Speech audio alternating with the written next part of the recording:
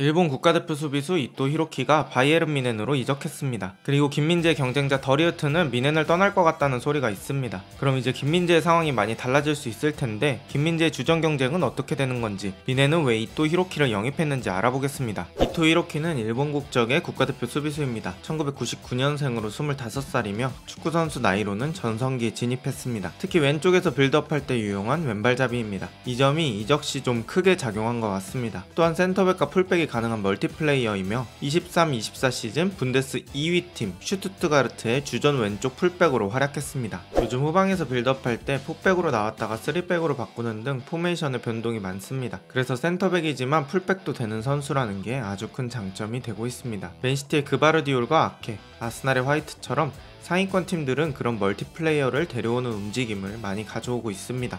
예를 들어 이런 상황입니다. 만약에 콤파니 감독이 요즘 자주 쓰는 인버티드 풀백 전술을 사용한다고 가정해봅시다. 그럼 이렇게 포백 체제로 있다가 키미가 안으로 좁힌다고 해보겠습니다. 그럼 오른쪽 백 자리가 빠지니까 그 자리를 채워줘야겠죠. 남은 센터백 3명으로 간격을 조정해보겠습니다. 그럼 이런 식으로 3백 체제가 됩니다. 이때 히로키는 왼쪽 센터백이 됩니다. 이럴 때 풀백과 센터백이 다 가능한 선수가 메리트가 생기는 것이죠. 게다가 왼발킥이 좋으니 왼발만 할 수 있는 각도로 전개할 수 있는 것도 좋고 이토 히로키의 가장 큰 장점은 날카로운 왼발 패스입니다. 일단 풀백 자리에서 뛸 때는 이런 얼리 크로스의 퀄리티가 좋습니다. 기라시가 뛰어들어가는 걸 보고 키퍼와 수비 사이 공간에 얼리 크로스를 넣습니다. 그리고 기라시가 발만 갖다 대며 득점하죠. 현대축구에서는 수비수의 빌드업 능력까지 원합니다. 그 점에 이토 히로키가 완전히 충족을 한 거죠. 그리고 이런 후방에서의 반대 전환 킥도 아주 좋습니다. 뮌헨이 리그에서 상당히 강팀이기 때문에 상대가 내려앉아 수비를 할 경우가 많습니다. 그러면 이런 반대 전환 킥이 필요할 때가 많은데 그런 부분도 히로키가 충족을 시켜주는 거죠. 또한 이미 분데스리가에서 뛰었다는 것도 크게 작용을 했을 겁니다. 히로키는 임대까지 포함하면 21-22 시즌부터 분데스리가에서 뛰었습니다. 3시즌 동안 분데스리가에서 뛰었죠. 뮌헨으로 팀을 옮겨도 상대하는 팀은 크게 바뀌지 않습니다. 본인이 뮌헨에만 적응을 하면 리그 자체를 옮기는 것보다는 훨씬 적응하기 쉽겠죠. 뮌헨의 왼쪽 풀백 상황입니다. 주전급 왼쪽 풀백은 알폰소 데이비스와 게이루 이렇게 2명입니다. 물론 마즈라이가 왼쪽 풀백도 가능하긴 하지만 주 임무가 왼쪽 풀백인 선수들은 이렇게 2명이죠. 그런 상황에서 1선발 알폰소 데이비스가 레알 마드리드로 이적할지 뮌헨과 재계약을 할지 고민하고 있는 상황으로 알려졌습니다. 그래서 뮌헨은 왼쪽 풀백의 이탈을 대비하기 위해서 이토 히로키의 영입을 확정한 것도 있습니다. 이런 이유들로 뮌헨은 이토 히로키를 데려온 것 같습니다. 이토 히로키는 2018년까지 4년 계약으로 알려졌으며 이적료는 340억에서 416억 선으로 알려져 있습니다. 그럼 김민재와의 경쟁은 어떻게 될까요? 일단 제 개인적인 추측은 이렇습니다. 이토 히로키는 센터백 주전조보다는 왼쪽 풀백 주전조로 보는 게 맞는 것 같습니다. 만약에 알폰소가 나간다고 가정했을 때는 게이로와 히로키가 주전 경쟁할 예정입니다. 김민재는 오히려 센터백에서 주전 경쟁에 집중해야 할 것 같습니다. 일단 뮌헨의 센터백 주전조를 보면 우파메카노, 더리우트, 김민재, 다이어입니다. 각자 다른 장점을 가지고 있는 선수들이고 세계 정상급 센터백이 모여있는 구조입니다. 지난 시즌 후반에 주전에서 밀리는 모습이 있었던 김민재이기 때문에 일단은 이 경쟁에서 이겨야 합니다. 그런 와중에 뮌헨의 센터백 중 더리우트의 맨유 이적설이 제시되고 있는 상황입니다. 아직은 명확한 건 없지만 독일, 특히 뮌헨 쪽에 정통한 언론인인 스카이스포츠의 플레텐베르크가 더리우트의 맨유 이적 가능성을 언급했습니다. 충분히 가능성이 있다는 얘기죠. 그도 그럴 것이 더리우트는 엄청 어린 나이부터 잘했기 때문에 팀 내에서 감당하는 주급이 상당합니다. 30만 7천 유로 정도 되고 이를 우리 돈으로 환산하면 4억 5천만 원 정도라고 합니다. 일단 굉장히 부럽네요. 무튼 이런 높은 주급이 있기 때문에 뮌헨 입장에서는 좋은 제안이 온다면 당연히 더리우트의 판매도 고려해볼 겁니다. 또 뮌헨은 레버쿠젠의 센터백 요나탄 타를 영입할 계획을 가지고 있다고 합니다. 요나탄 타는 레버쿠젠의 무패 우승을 이끈 센터백이죠. 스카이스포츠는 요나탄 타의 뮌헨 이적 가능성을 80% 정도로 보고 있다고 하죠. 만약에 이적이 성사된다면 김민재와 험난한 경쟁을 할 예정입니다. 타는 독일인인데다가 국가대표이기 때문이죠. 지금까지의 이야기를 종합해봤을 때 이런 식의 경쟁도 생각해볼 수 있을 것 같습니다. 우파메카노, 다이어, 히로키, 김민재, 타입니다. 히로키는 풀백 쪽 자원으로 분류한다 쳐도 김민재는 23-24만큼 강력한 경쟁이 예상됩니다. 원래 뮌헨이 이런 클럽이죠. 항상 경쟁이 진행되는 팀임과 동시에 그 경쟁의 수준이 높습니다. 그래서 세계 최고의 클럽 중 하나라는 평가를 받는 거고요. 이렇게 타이트한 상황이지만 김민재에게 희망적인 부분도 분명히 있습니다. 공격적인 플레이를 선호하는 콤파니 감독이 새로 미넨에 부임했기 때문이죠. 공격적인 플레이의 특성상 공격 숫자를 상대 진영에 더 많이 배치합니다. 그럼 역습 맞을 리스크가 더 늘어나게 됩니다. 그때 김민재 같이 빠른 발 수비수가 큰 도움이 되죠. 그런 측면에서 봤을 때 충분히 김민재가 기용될 가능성이 높습니다. 자, 이렇게 이토 히로키를 영입한 이유와 김민재의 주전 경쟁에 대해 간단히 알아봤는데요. 영상을 정리해서 말씀드리면 일단 이토 히로키는 풀백을 염두에 두고 영입한 선수 같다. 그래서 김민재와 직접적인 경쟁자는 아닐 가능성이 높다. 간접적인 경쟁자까지는 될 수 있다. 이 정도로 정리해볼 수 있겠네요. 오늘 영상은 여기까지입니다. 좋은 하루 되세요.